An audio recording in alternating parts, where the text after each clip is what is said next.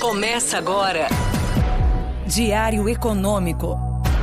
Uma análise das principais informações que impactam os mercados, A economia global e do Brasil. Apresentação: Marco Caruso. Bom dia, hoje é sexta, 23/6/23, e esse é o seu Diário Econômico.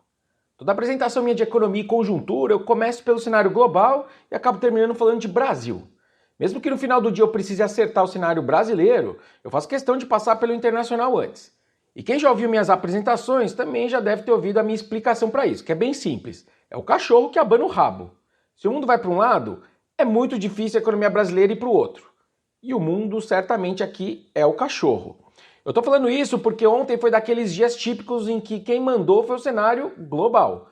A turma gasta um tempão discutindo Copom, etc., só que não fez tanto preço assim. O mercado, por exemplo, continuou colocando 0,25% de queda na reunião agora de agosto e também uma Selic de 9,25%, 9,5% lá para o final de 24%, que é a mesma coisa que estava antes do Copom. Mas por que a nossa bolsa então caiu 1%? Para mim, essencialmente porque os títulos dos governos ficaram sob pressão de venda em todo o mundo, ou seja, juros futuros para cima ao redor do globo. Na quarta, o Powell, no seu tira, põe, deixa ficar, já tinha dado um recado duro. E ontem o que a gente viu foi mais uma série de decisões de bancos centrais mandando o recado de que a inflação continua a ser uma ameaça e que eles continuam levando isso a sério.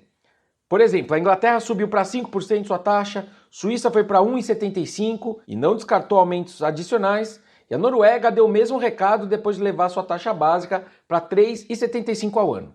Até os países mais heterodoxos, vamos dizer assim, como a Turquia, precisou dar um choque de juro ontem. Eles levaram ali de 8,5% para 15% a taxa. E olha que o número ficou mais perto das projeções mais lights. O consenso achava que ele ia para 20%, por exemplo. E aí, só para dar um exemplo, o juro americano de 2 anos bateu a máxima vista aí desde o evento do SVB, aquele banco que quebrou lá em março desse ano. A leitura então é que a escolha dos BCs é mais uma vez tratar essa persistência da inflação, mesmo que às custas do crescimento.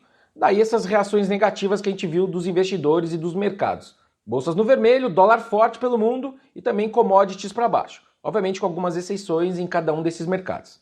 Interessante, por exemplo, que o nosso real ficou praticamente no 0-0, mesmo com esse ambiente negativo global. Pelo jeito foi por conta do Copom, que foi mais conservador, como a gente já conversou no pod de ontem. A grande pergunta que volta então para o centro do debate global é a velocidade da desinflação no mundo e o quanto que isso pressiona os banqueiros centrais. Porque relembrando, a turma, os investidores vinham se empolgando com a queda da inflação global, muito centrada ali em commodities e também essa sobra de estoques que a gente está vendo em vários setores depois da normalização das cadeias globais no pós-Covid. A inflação de serviços preocupava, parou de preocupar e agora parece que voltou para as orações dos bancos centrais. Tem sinais de melhoras nesse front também, mas o ponto, de novo, é a velocidade dessa melhora da inflação de serviços e o quanto que ela perturba os banqueiros centrais que têm uma meta para entregar de inflação. E, vamos dizer, eles não entregam há um tempo.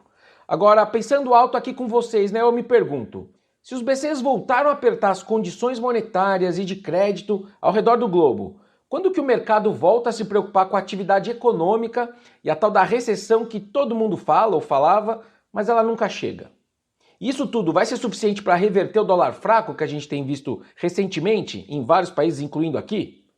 Nada acontece de uma hora para outra, Mas me parece que o viés positivo dos mercados, que a gente está vendo desde março, tem que perder ímpeto, até porque as perguntas que todos se faziam meses atrás, antes da mini crise bancária, voltaram para a mesa.